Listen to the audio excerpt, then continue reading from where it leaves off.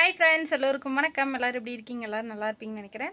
இன்றைக்கி வந்து செவ்வாய்க்கிழமை பிரதோஷத்துக்கு வந்து கோவிலுக்கு கிளம்பியாச்சு. இந்த வருஷத்தில் இது ஒன்று தான் செவ்வாய்க்கிழமை வருதுன்னு நினைக்கிறேன். இன்னும் சரியாக பார்க்கல.